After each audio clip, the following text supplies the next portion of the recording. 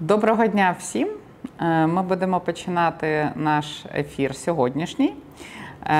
І ми будемо його починати з двома спікерами, з Karan, Courtney, Haag і з Девідом Кларком, яких ви вже бачили на попередніх вебінарах по цій темі. Я представлю наших спікерів і дещо парочка організаційних питань. В нас буде простір для питань, тобто ви наприкінці нашого ефіру зможете задавати питання, я вам пропоную їх писати в чатику, я буду їх зачитувати і перекладачі будуть їх перекладати для наших спікерів. І я вам дуже раджу задавати всі питання, бо в нас спікери дуже високого рівня, які можуть дуже простими словами пояснювати складні і важливі речі. І так, що ж ми будемо робити сьогодні? Тема в нас сьогодні – моніторинг кодексу маркетингу замінників грудного молока в Україні.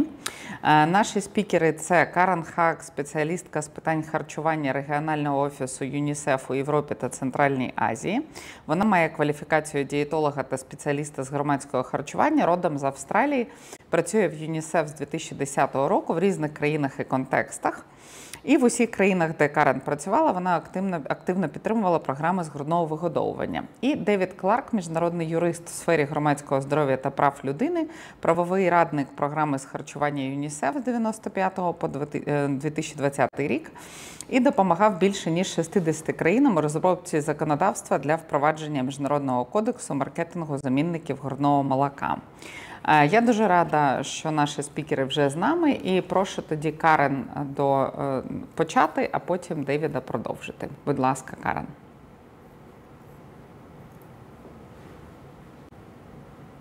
Thank you, Katya. Welcome, everyone. It's a pleasure to be here. I think this is the third webinar in this series. On behalf of the UNICEF Europe and Central Asia Regional Office, very pleased to be presenting or having David here to present for us about monitoring of the code. I think in the previous webinars, you've learned why the code is important, why we need it, why we need to have strong provisions within the code legislations that you have. But without monitoring and without systems to monitor,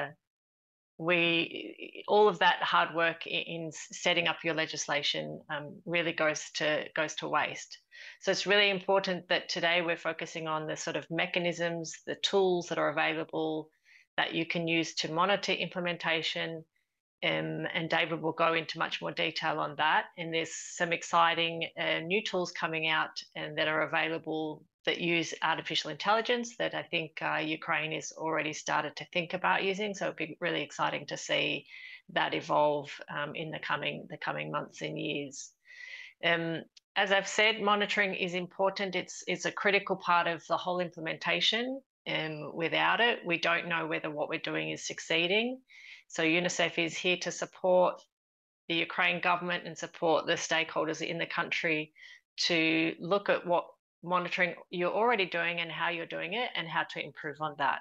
And hopefully by the end of today and the end of today's webinar, you'll have some new ideas and thoughts on how you can take what David's going to share and implement that into the national systems that you have there for monitoring.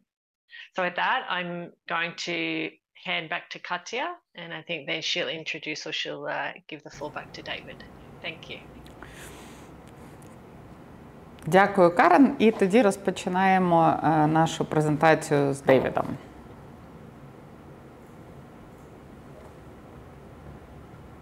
Thank you. Thank you very much. I'm just going to share my slides with you.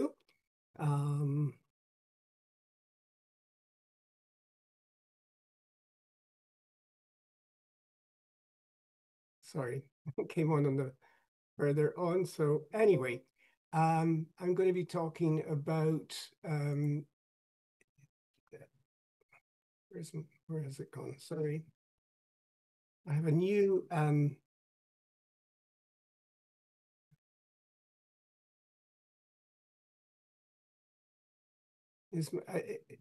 it's visible, David. The first visible, slide. It's visible to everyone except me. Oh. Which is a bit of a problem. Hold on. Let me see. Okay, now I can see it. That helps me if I can see my slides. So anyway, I'm going to make this presentation about monitoring to help you understand a little bit why it's so important and some things that we can be doing to improve it. This slide set was put together by myself and by my colleague Constance Ching, who is very much involved in the VIVID, which is the artificial intelligence system that we have to monitor digital marketing. So let me just start by by saying why do we need to monitor? Well, the fact is that we really need to be able to provide our policymakers with factual information. If we are advocating that we need better implementation of the code, we need to be able to show that there's something wrong, that the companies are doing things that are not ethical, not legal. And in order to do that, we need to monitor. So it provides us evidence for advocacy efforts to strengthen protection for mothers and babies. If we can show people the harm that is being done, what the companies are getting up to, then it makes our case much clearer for promoting better regulation, stronger laws. In some cases, it provides guidance to ethical investment funds. I don't know if you've heard of these, but some people, when they're investing their money, they don't want to invest in companies that do harmful things. An example is I'm sure you've all heard of the FTSE 500 index, but there's also one called the FTSE for Good, which only allows companies that do not do harm in terms of the environment, in terms of public health, etc. So in order for us to argue that certain formula companies should not be on that investment portfolio, we need evidence that the companies are doing harm, that they're violating the code. And it also, when we monitor, when we have a law in place, it provides us with the official evidence or proof that we need in order to take the companies to court. If we can't just say, oh, I saw a billboard somewhere, to the police and expect the police to do anything or the judges to do anything. We need to monitor to get the evidence that will stand up in court so that we can sue the companies and hold them accountable. Even when you have a law in your country, if you don't monitor, you can't enforce. If you don't have the evidence, you can't enforce it. And the companies, they just ignore the law. And monitoring and enforcement of good national legislation is the only way to stop the unethical marketing practices. We know there are a lot of countries in the world that have very good legislation on the books. It looks like they have good laws, but if there's no monitoring and no enforcement, then the companies ignore it. You might as well not have the law at all. Now, in terms of who should be doing the monitoring, the code has an article that's about implementation and monitoring, and it says the monitoring of the code is the responsibility of governments, companies, NGOs, professional groups, and consumer organizations. So we're all, there are a lot of people who are meant to be involved in monitoring or who have some kind of obligation to be monitoring. NGOs, professional groups, and individuals should inform companies and governments about violations of the code, because ultimately it's the responsibility of the government to ensure that the code is being monitored. So if NGOs or you as health professionals are finding things, you need to report that to the government authority. You can also report that to the companies directly. And sometimes that alone is effective. We've seen cases where somebody finds a violation, informs the company, usually saying, if you don't do something about it, we're going to either go to the press about it or we're going to go to the government. And sometimes that in itself is enough to stop the company. As we sometimes say, if you see something, say something. It's a very good sort of expression. Always bring it to the attention of the authorities and to the attention of the company. I'm going to ask a question, and I want you to think about this statement and then write in the comments in the chat whether you think this statement is true or false. Governments should ask baby food companies for support and collaboration when monitoring their code regulations. Do you think that is true or false? Should governments ask baby food companies for support and collaboration when monitoring their code regulations? I'll give you a few seconds to consider that.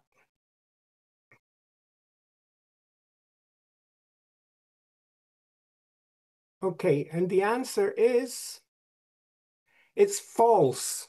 It's false.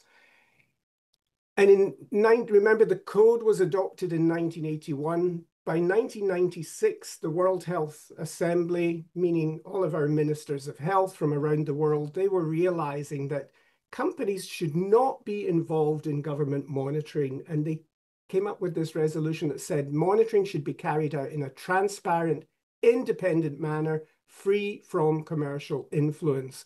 And we often say it's like, if you're getting the companies to help with the monitoring, it's like asking the fox to guard the hen house. And we don't want that. If you have the company's involvement, they will, for example, know in advance where the monitoring is going to be. And so they will probably clean up, stop violating for the period that the monitoring is going to take place. And we don't want them putting any conditions on the monitoring. So government monitoring needs to be completely independent from the companies. However, under the code, companies are responsible for monitoring their own practices. And the companies agreed to this when they were part of the discussions around the code.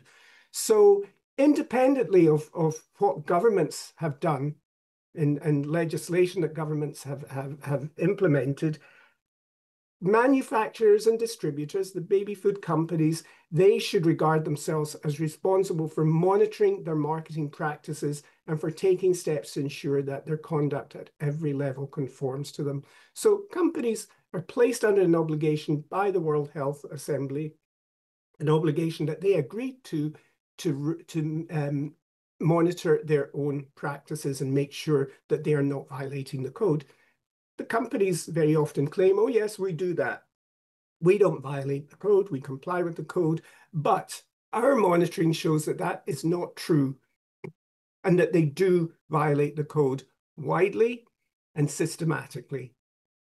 It's the only way they can sort of improve the sales of their products is by advertising, which is not allowed under the code. So in terms of monitoring, the government has to figure out what to monitor, when to monitor, where to monitor, who to monitor, and how to monitor. These are sort of like the steps in terms of monitoring. And we need to ensure that our monitoring system, it includes all products that are covered by the scope of the code. And if you remember that, we mean all breast milk substitutes, meaning all milk products for children up to the age of 36 months. Feeding bottles, teats, complementary foods, we need to ensure that they are not being promoted inappropriately. So they are part of the products that we need to be monitoring. We need to be monitoring the products, their labels, for example, to make sure that they comply with the code. We need to be monitoring hospitals and clinics. The companies very often target the hospitals and clinics and the health workers for promotional purposes. And we know that they are not allowed. There should be no conflict of interest, and there should be no promotion within hospitals and clinics. The media, obviously, I mean,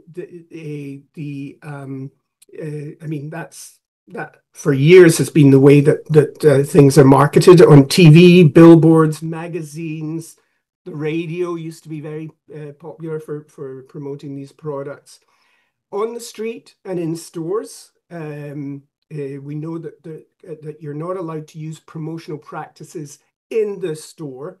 There aren't supposed to be free discounts or gifts along with the products, special offers, special displays, example.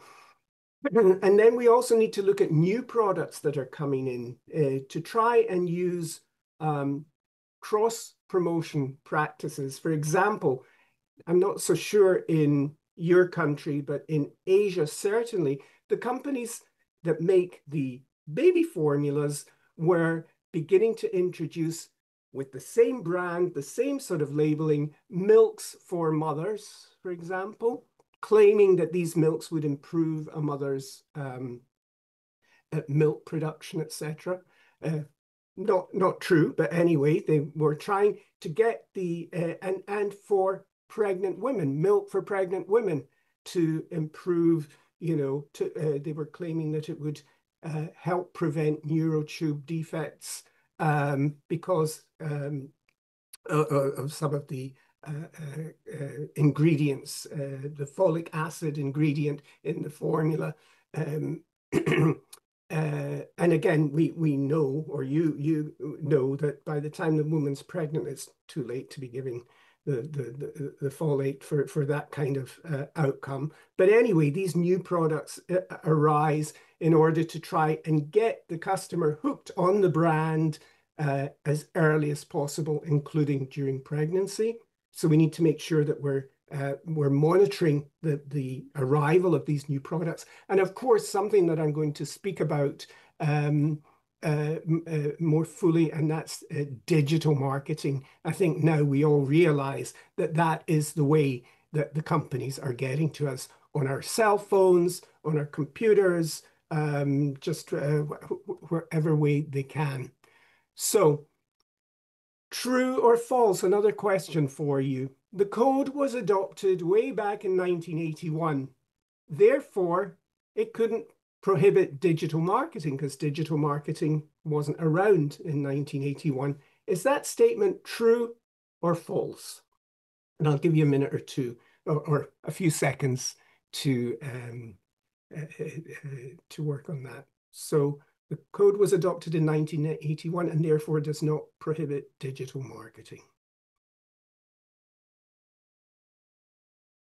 Okay, the answer is that statement is false, because the way the code was drafted in 1981, it stated there should be no advertising or other form of promotion to the general public of products within the scope of this code. So any other form of promotion, of course, includes things that weren't invented then, because it was any type of promotion. Therefore, digital marketing, digital promotion is included.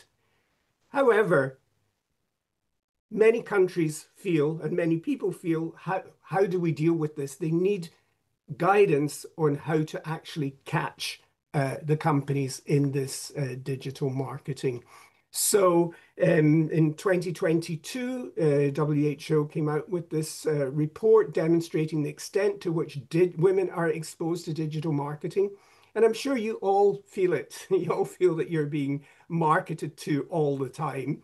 It increases BMS purchases, and is BMS, sorry, is the acronym for breast milk substitutes, and is better value than traditional marketing. It's much cheaper for companies to use digital marketing, and it's much easier for them to evade the enforcement agencies. Many enforcement agencies are not equipped to find and detect this digital marketing because it is so pervasive. It's everywhere. How do you keep a track on that? So this 2020 report found that 4 million social media posts that they analyzed, they reached 2.47 billion people and generated more than 12 million likes, shares or comments. We all know that's the way these kind of platforms work, by encouraging you to engage, to like, to share, or to comment. So this is getting access to many, many people and getting them engaged with the product.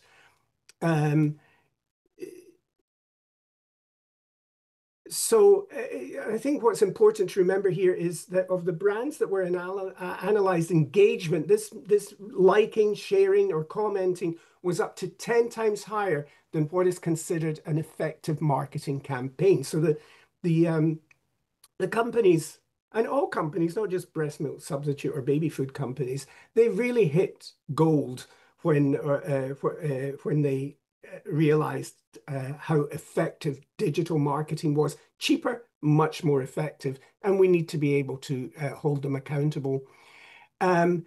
So I've said how powerful it is, how wonderful it is for the companies, but we shouldn't let that paralyze us.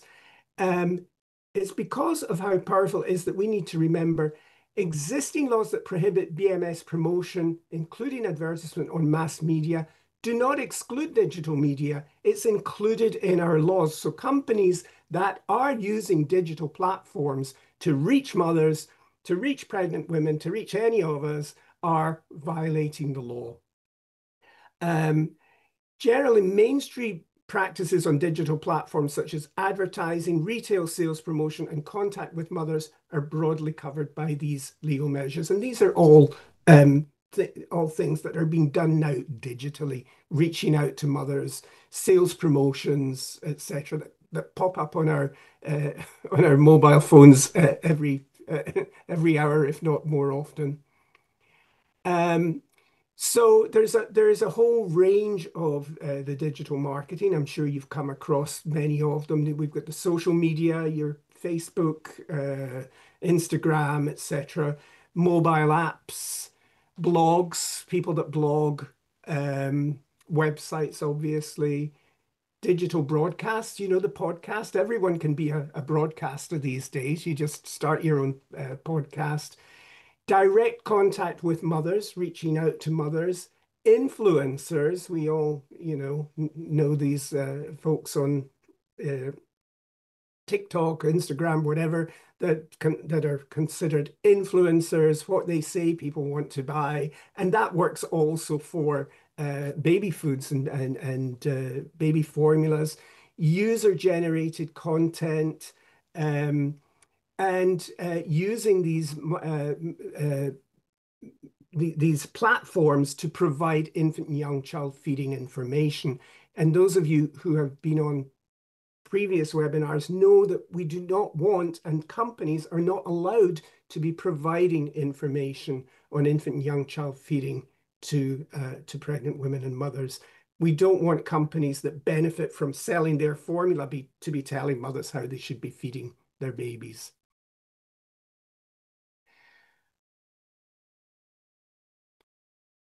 So if there are existing monitoring enforcement mechanisms to tackle mass media promotion, we're able to tackle this. Is it really a digital marketing issue, or is it a monitoring and enforcement issue? And I would argue that it is the latter. People just don't know how to deal with it. So there are some gray areas that they do need greater regulatory clarity and specificity. And in some cases, some additional laws or regulations may be needed. And we've got the 2022 report, where the law gives no authority to the appropriate agency to carry out monitoring and enforcement. Adaptations or amendment may also be required. So in terms of the user-generated content, these are some of the gray areas where with influencers, and in Indonesia, for example, companies were paying, they were calling them mumbassadors. They were ambassadors for the company and its products, but they were mothers. But they were creating their own content, user-generated content, and promoting the thing. And in many cases, it seemed difficult to hold them responsible or, you know, or what are you going to fine or imprison a mother who's being a Mombassador? Cross-border marketing obviously is an issue. So many of the things that are reaching you come from another country, or things in your country are going to other places. And data mining. This is where you know that the data that they are able to gather when you engage on a platform, they can gather your data. They can gather what it is that you like. They have ways of obtaining other information so that can be used to then directly market specifically designed marketing material to you personally. So who is accountable for these, and how do you enforce? These are some of the issues that we face.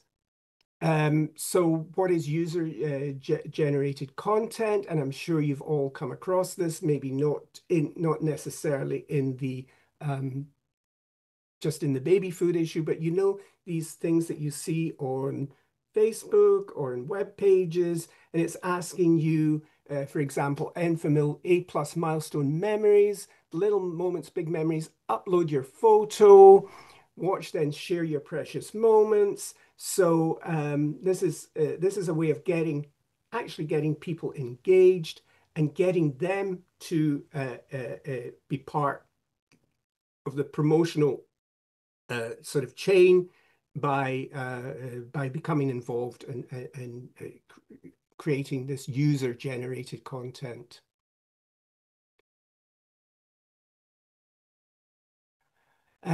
The influencer marketing again, and this was a report by investigative journalists in Indonesia in 2020, the baby brands turning Indonesian Instagram into free formula ads, and you have these Mombassadors, and these influencers are very often paid by the company, or just users who may not be paid. Again, this is mum.com in India, which is done by Similac, and it's got close to 3 million subscribers. Very big market potential there.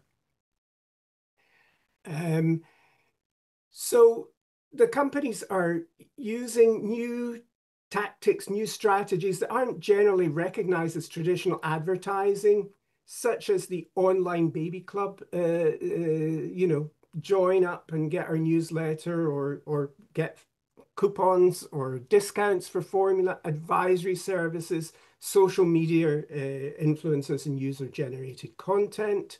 They also use these platforms to collect personal information. You join the Mothers Club, you give them your information, you give them their address. They usually ask for, if you're pregnant, when's your baby's date of birth, what age is your baby, so that they can then send, they're buying direct access actually to pregnant women and mothers in their most vulnerable moments from social media platforms and influencers. And in some countries, actually, the hospitals, the maternities, they sell the information about mothers to companies. That should not be allowed, obviously.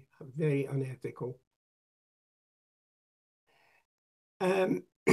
So we all know about the data mining and the algorithms that kind of choose or decide what content we get, for example, on Facebook or Instagram. It's based on data that they have obtained, that they have mined from us, and that enhances the acuity and capacity of the company to reach us with advertisements that will appeal to us and that will be more successful. So as I said, the data sets that they're able to obtain, they feed into algorithms that enable us the targeting of pregnant women and mothers, generating insights into what their values are, what their concerns are, and they can therefore target that person with the product that will, you know, cure supposedly their concerns. we're not intentionally providing data, but it's routinely collected across our devices, our smartphones, tablets, watches, which are used by us or by parents to access health information, research baby products, and connect with family and friends.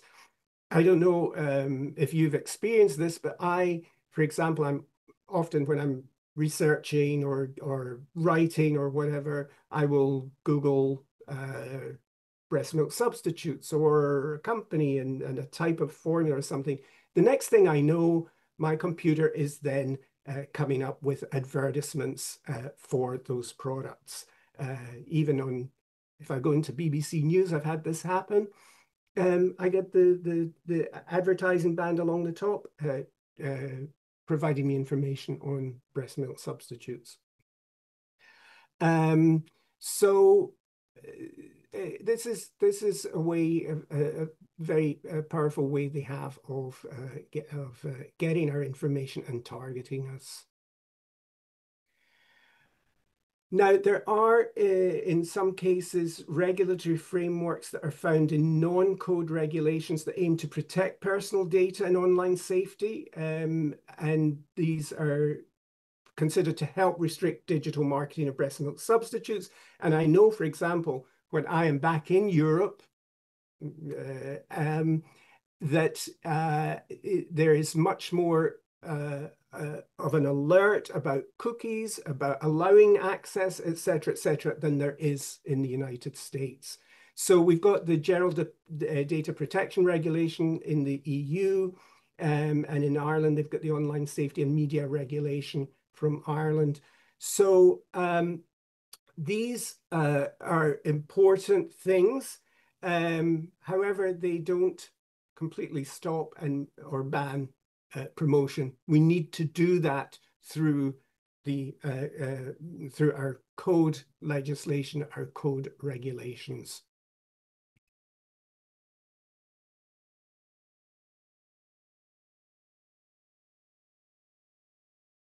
So, sorry, this is just another example of the tactics that the companies are using and sort of encompassed in one web page. So, learn what to eat during pregnancy to boost your baby's brain development. So, is there actually a product being promoted here?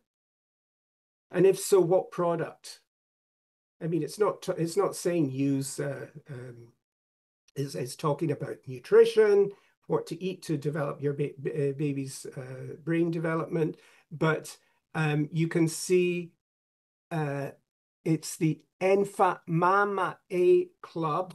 Now, that's not the name of a product, but most people, I'm not sure if this product is on the shelves in Ukraine, but most people know that that is the logo or it's the coloring. It's Enfamil, the formula brand. So they're not strictly speaking advertising the Enfamil product, but there's definitely cross promotion going on there. And of course, they're asking, what is your baby due date of birth? So that as soon as it gets close to that, they can start then targeting with the Enfamil. So 2023, the World Health Organization came out with guidance on regulatory measures aimed at restricting digital marketing of breast milk substitutes. They realized that the countries needed assistance, that there are things that can be done. And it came up with 11 recommendations. I mean, they go into some detail of each of the regulations. This, like all other WHO documents or UNICEF documents, you can download for free online. So governments should ensure regulations effectively prohibit promotion of breast milk substitutes through digital platforms. And in fact, in UNICEF with WHO and some NGO colleagues, we've come up with a model legislation which has specific language in it that can achieve this and make sure that we're being very clear that digital platforms are not excluded.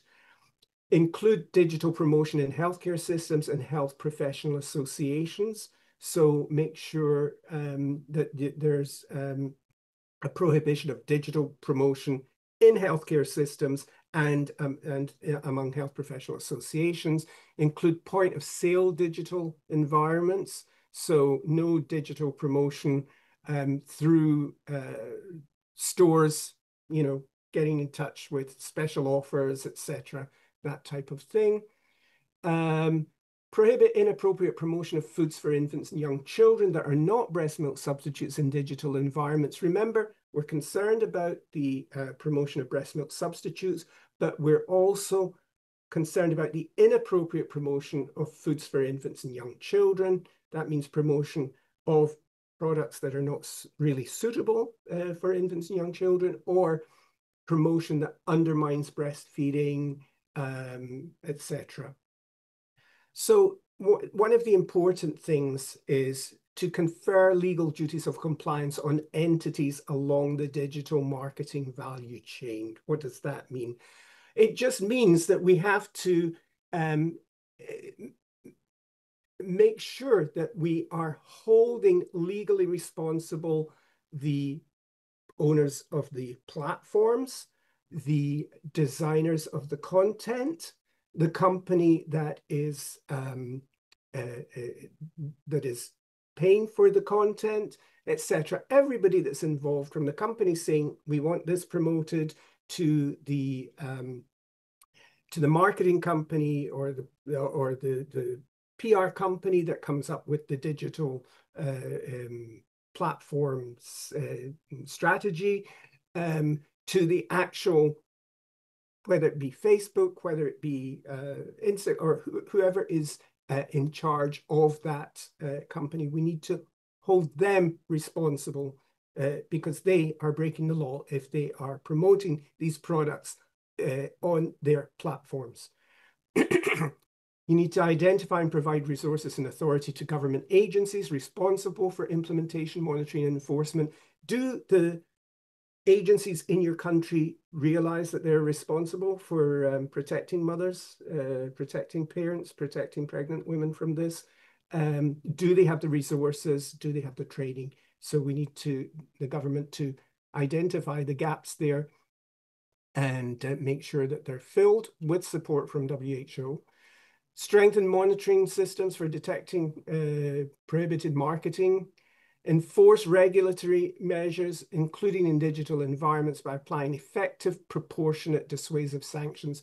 We really need, once we have monitored, once we are enforcing, to make sure that the law provides for sanctions that are going to stop the company from repeating, or whoever is held responsible for that digital marketing. If it's a fine, a small fine, most of these companies are very wealthy and they will just pay the fine and continue. That's not effective. We need it to be effective, proportionate, and dissuasive. We want the companies that are found guilty not to do it again, and to send a very clear message to other companies that they should not, that they will not get away with this. Ensure regulatory measures can be enforced for digital marketing that crosses into or out of their countries. And there are ways of doing that by making sure anybody that's allowed in has a presence in the country that can be where you can find them and hold them responsible. Everybody involved should make sure that they are complying with the code in digital environments, and monitor development in digital technologies and their impact, and adapt regulatory measures to capture new digital technologies. And that's what I want to talk to you about a little bit, because we do have this these developments in digital technologies that really help us immensely. So just in May of this year, the World Health Assembly, again, that's the collection of all the ministers of health from around the world, came up with a resolution on the regulation of the digital marketing of breast milk substitutes. And it's calling on governments to enhance their efforts to develop and strengthen robust regulatory measures to regulate the market of breast milk substitutes and foods for infants and young children, including in digital environments. So this is something that governments should be thinking about. To build and strengthen their monitoring systems and technologies to identify and report on marketing of breast milk substitutes, including in digital environments. To identify, empower, coordinate, and strengthen all appropriate government agencies responsible for domestic implementation and monitoring of the code. So it's something that we have to think about, engage all appropriate government agencies responsible for regulating advertising, marketing, content, and communication technologies, and to safeguard, again, they're bringing up this issue of safeguarding against conflict of interest in the development, implementation, monitoring, and evaluation of regulatory measures to enact and implement the code. So again, when we're setting off on these monitoring exercises, we want it to be independent. We do not want to involve the companies. We don't want the fox guarding the hen house. So we have this, I mentioned that we do now have technology that can help us detect these violations once we've set it up and taught it what it is we're looking for. It uses automated artificial intelligence and supervised machine learning to detect advertising violations of the code. So it actually auto-detects code violations. It can look at the whole sort of across digital platforms and do it 24 hours, 7 days a week. It can label, it will detect what is a violation and what is not when we've set it up to detect them. And it traces the violators and the violations from detection to penalty. So we were able to document the whole process. And I'm just going to take a moment to share a very brief video to let perhaps help you better understand what this is about.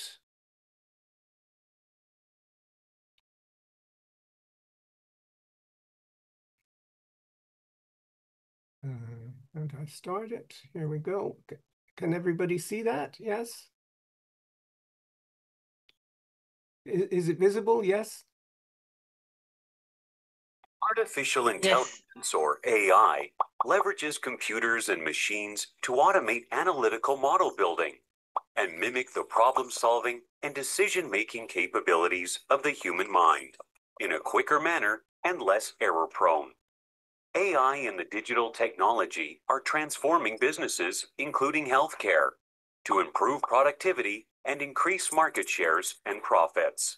Yet the opportunity of applying AI to protect vulnerable groups and improve public health has remained untouched. Until now. Introducing the huge potential of applying AI to improve health and nutrition of mothers and their babies. In implementing the International Code of Marketing of Breast Milk Substitutes, the code, and in the provision of personalized breastfeeding and nutrition consultations. Use of digital platforms and algorithms to promote breast milk substitutes is widespread and growing. Current methods of the code monitoring are mostly manual and time-consuming. This AI application model is built and trained to automatically identify code violations by crawling and mining through images and texts on digital platforms of merchandisers and distributors of breast milk substitutes. With this data, health and communications regulators can quickly review any captured violations and take action for enforcement. The provision of skilled, quality communication to mothers and family. Okay, I'm going to stop there because it now goes on to how AI can be used for providing information, education, but I really wanted to focus on how we can use it in the monitoring process. And if you just give me 1 second, I'll go back to my final slide, because I just wanted to make a couple of... So in conclusion, I just wanted to say, without effective systematic monitoring, even the best regulations will fail to protect mothers and babies. And since most of the promotion is now happening digitally, I think it's really important that we get a grip on that, and perhaps using an AI system. And I know there has been some interest in the government in applying this this technology, and I hope that that will come to fruition. So Ukraine's, those of you who have been on either of the other two webinars will know that Ukraine's current regulations are weak, according to WHO, UNICEF, and IBFAN scoring only 34 out of 100. So there's really a need to improve the regulations, including the monitoring and enforcement systems. So in strengthening the national regulations, Ukraine needs to ensure that they prohibit all forms of promotion, including through digital platforms, and also that there is the monitoring system in place to identify them and hold the companies or the platforms or whoever responsible, and put a stop to this unethical marketing that is so harmful to breastfeeding. Thank you very much.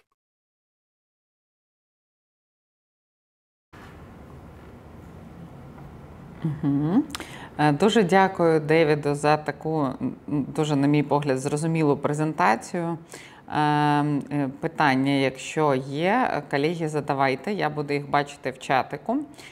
Почну спочатку зі своїх питань, які з'явились в мене по ходу презентації Девіда. І так, наприклад, якщо ми бачимо, ви лікар в Україні і бачите в якійсь групі, в якій в соціальному нетворку сидять мами дітей, і бачите там рекламу таку. Якими можуть бути ваші дії наразі, і якими можуть бути ваші дії, якщо буде якесь більш жорстке законодавство по цій темі? Що робити? Ось ви це бачите, наприклад, в онлайні.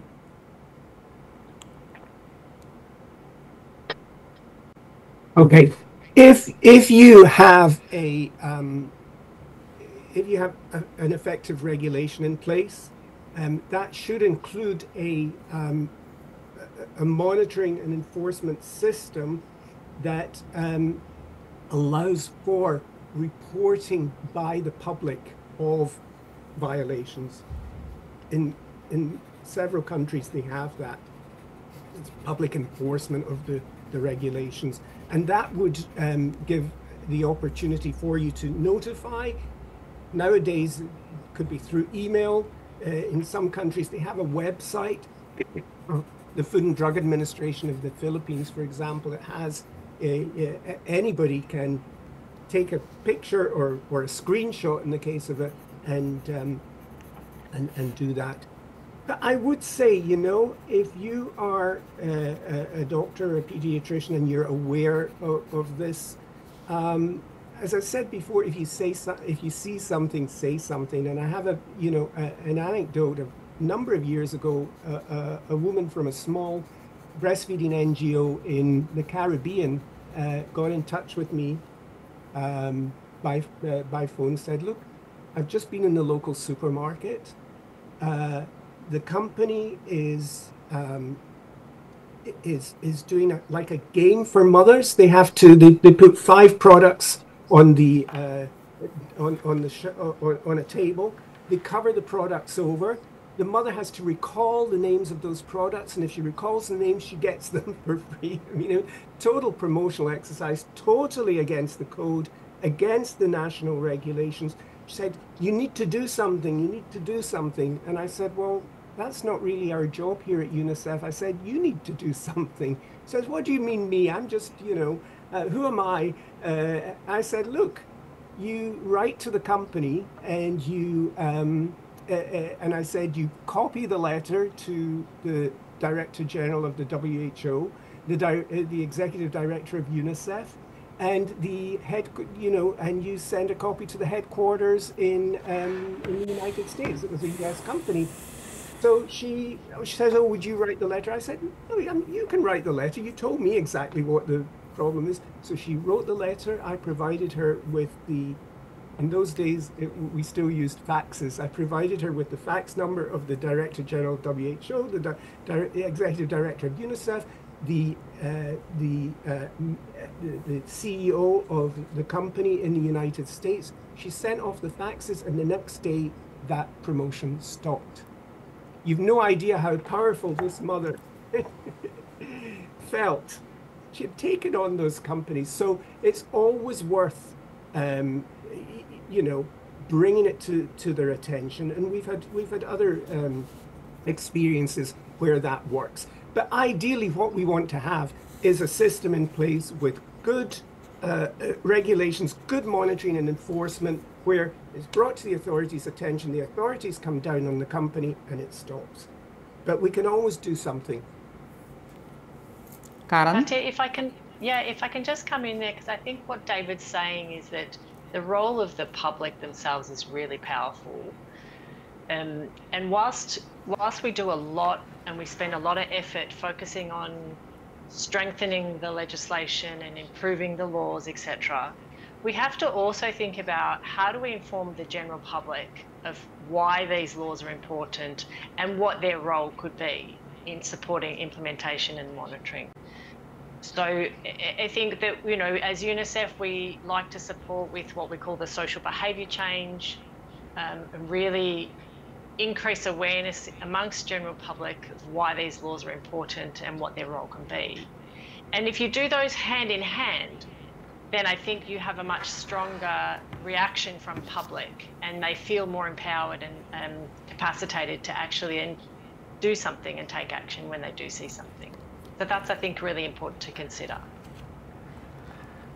В мене до цього є наступне питання.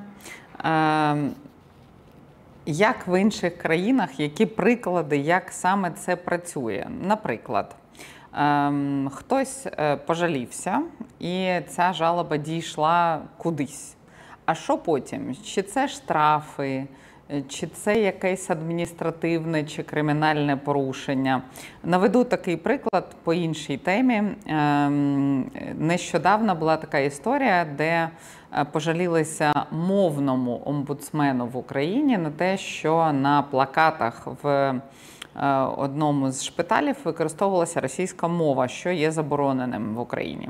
І спочатку йде попередження і якісь розмови, щось радять керівнику зробити. Але якщо таке там повторюється, то це адміністративна відповідальність для керівника установи. В даному випадку, наприклад, це не керівник установи, а там хтось, хто розміщає цю рекламу в онлайні, так? Ну, там, в якійсь групі. Ось які варіанти ви бачили в інших країнах? Що це? Це про штраф? Це про що це?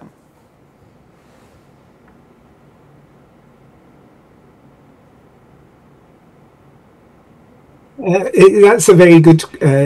It's a very good question, because, as I mentioned, fines are not.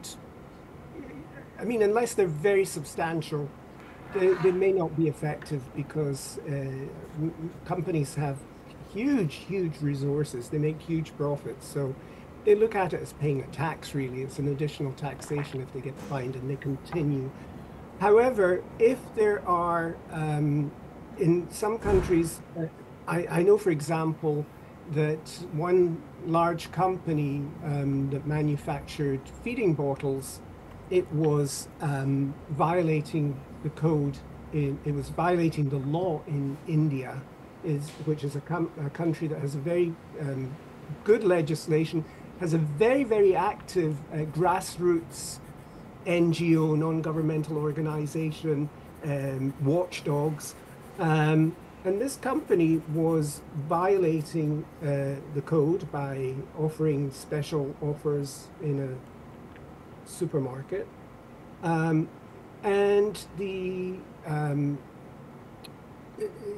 when a report is made of a violation, the judges, the judicial system has to take up the case. They take up the case, and in this case, they served the national executive directors of the company with a summons to appear in court. And the maximum penalty in India for violation of the law, of the code law, is imprisonment. So that company immediately stopped the violations, and actually, in the end, they decided that they weren't going to do business in India anymore because they didn't want to take the risk, because they knew that they would continue to violate the law, which does not allow advertising, and therefore they did that. Other powerful ways, it depends on who is actually causing, who is violating. But in terms of a company or a distributor, a national distributor, then revoking, taking away their license to carry on business is a very, very powerful deterrent. So you have to think of, and there are various ones used in different countries, but to be successful, it really has to be a deterrent, something that will make them think twice before they think about violating the law.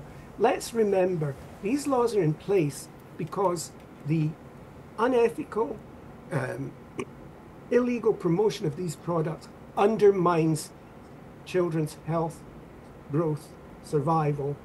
We have to remember that. It's not just about them being clever businessmen and making more money. It's actually undermining the health of babies. Persuading women to give up breastfeeding actually has a negative impact on their health. We know that there are risks associated with not breastfeeding.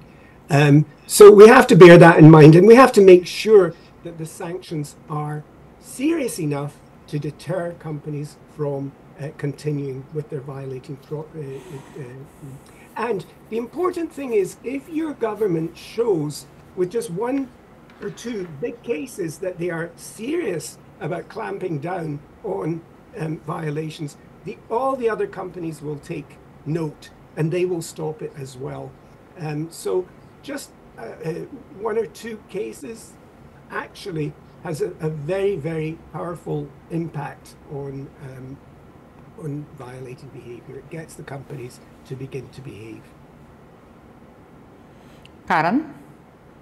Yeah, I think one of the other things that you can do is look at other laws you have in the country for other products, such as, say, tobacco or alcohol, that have been successfully sanctioned. So where you have other products that are legislated where the sanctions are working, you can look at why they're working, and you could see if that same thing could apply to your code laws as well. But just, yeah, to reiterate what David said, it just depends a lot on the country context. When I was previously working in Laos, they also had imprisonment as one of the sanctions, and they had sort of a 3-strike rule. So the first was a warning, the second was a fine, and then if they violated a third time, it was imprisonment. So again, it sort of depends on the country's position on that and what they see as strong enough sanctions. Стосовно AI, хотіла спитати, чи бачили ви ще якісь цікаві приклади використання AI в, може, якісь навіть не тільки про моніторинг, а взагалі в історії про грудне вигодовування або в історії про код, якесь ще використання AI?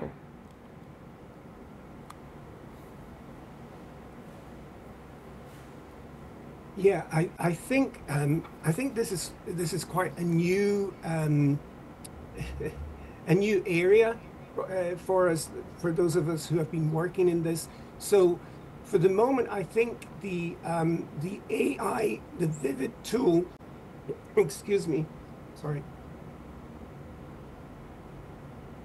the use of AI to counter to be able to monitor digital marketing is hugely important, because everybody just thought, how on earth are we going to capture this? It's happening all the time. It's happening, you know, on all these platforms. Whereas this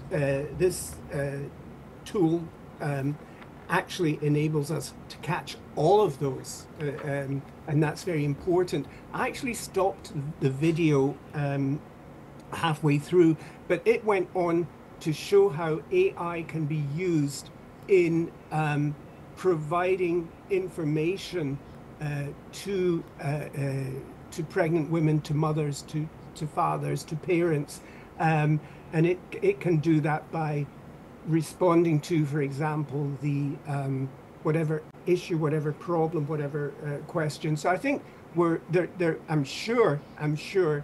To be honest, I'm not a very technical person, so I depend on others to explain these things to me. Luckily, I have my colleague Constance, who has been part of the development of the Vivid tool. But I'm sure that there are more uses that we can come up with. But at the moment, I'm very excited by the monitoring aspect and also by the promotional aspect. But stay tuned, because I'm sure there will be more developments. Karan? There is also, it's a tool developed by Alive and Thrive that also developed the Vivid tool that David's talking about. And this is actually designed to support the counselling, so support the health worker with that counselling, that breastfeeding counselling to the mother or to the parents. So it does provide them with sort of treatment pathways and counselling pathways, and that gives them sort of, particularly in countries like Vietnam where this has been used, it's particularly useful in very remote rural areas where they don't have highly educated, or they certainly don't have enough health workers in those areas. So they're relying on this AI tool to be able to be a backup resource to support them in their counselling to the parents. So I think that there's certainly some more development coming in that direction. I know that Alive and Thrive and FHI 360 are also doing similar things. So there's certainly some work that is being explored to see how such a tool could be used, particularly in humanitarian contexts where health systems have been disrupted because of whatever's going on in the country, and that health workers who may be remote or cut off from areas can still access support, technical support that they may need to interact and provide the service to their clients. So I think, as David said, I think that it's early days with respect to the role of AI. I think we're only going to see it improve and really develop and enhance. What I've seen of the Vivid tool in practice is really impressive. So, and I know now that if Constance was here, she'd be able to speak to it in more detail. But I know now that the tool itself is not just mining the social media and the digital space, but the tool has been evolving so that it can be used also for capturing violations that happen in health facilities. So there's a mechanism now for the health workers or for capture in health facilities to see what level of violations are happening in those settings. And that's something we've always been looking for, a tool, you know, that to be able to do that rather than relying on all the very heavy, burdensome paper-based mechanisms that we've done in the past. So I think that, again, it's something we'd be very happy to support Ukraine in exploring the use of these tools and how we could perhaps even pilot in some areas to see how they could be applied in your context. І ще задам таке запитання. Регуляції, зрозуміло, да? Якщо це сильні регуляції, люди, наприклад, бояться там або штрафів, або якихось там відібрання ліцензії, або чогось ще. Але є інша сторона, це самі люди, наприклад. І наскільки ви вважаєте важливим, щоб різні цільові аудиторії взагалі знали про цей код? Коли ми кажемо про лікарів і медичних сестер, керівників медичної установи, це зрозуміло. Вони повинні його знати і повинні слідувати тому, що в них на стінах або в установі не повинно бути того, чого не повинно бути. Але які ще є важливі цільові аудиторії, з вашої точки зору, які просто було б добре, щоб знали про це і приймали своє внутрішнє етичне рішення, що ми, наприклад, цього не робимо, тому що ми знаємо, що це недобре. Хто ці цільові аудиторії? Хто повинен про це знати? Або, може, і ніхто, не знаю. Як на ваш погляд? That's a great question, Tatia. I think, Katia, I think in some places it has been shown, you actually mentioned about the general public, and if you have a general public informed, and they've done that particularly, I think, in South America and some countries where they have very strong grassroots organizations, mothers groups, for example. I don't know if you have, mother-to-mother support groups, mothers groups. They should really be aware of this because they're on the front line sometimes, and would know when things are not going well. I mean, mothers groups could also be the target of companies coming to offer them support, to offer them, to try and get some influence with them. So that would certainly be one. I'm not sure in Ukraine whether you have consumer rights organizations. This is a big issue of consumer rights, and very often in some countries, I was mentioning in India, the law actually supports or authorizes a couple of consumer groups to be monitors of the code, and they do a very good job. Because again, when we're talking about the companies providing false information, manipulating mothers, it's a consumer's right issue, because people are being misled. The advertising is very often, usually misleading, promising things that the formulas cannot deliver. So I would say mothers groups, the general public in some countries, in one country in particular, I can't remember exactly which one, but the government actually had little what to know about the code, a very simple user-friendly booklet that was distributed through pharmacies, for example. So when people in pharmacies, they could pick this up. Nowadays, it could be done, I guess, on digital platforms, sort of providing information on the existence of the code, what your rights are, and explaining a little bit why the code's necessary, why these promotions are harmful, misleading, manipulative, etc.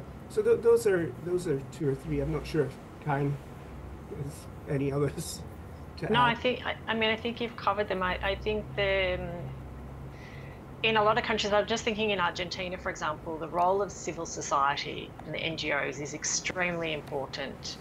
So they take actually the role of doing the code monitoring. It's not something the government, for example, is doing in Argentina, but the civil society is actively doing that. And they're actually using, I think, the Vivid tool, if I'm not mistaken. So I think that's where that sort of coalition or alliance of organizations is really powerful, because we know that, as David said, it's one thing to have law, but it's another thing if you don't have the monitoring and enforcement mechanisms, then really it's a, he said it before, it's a dog without teeth. So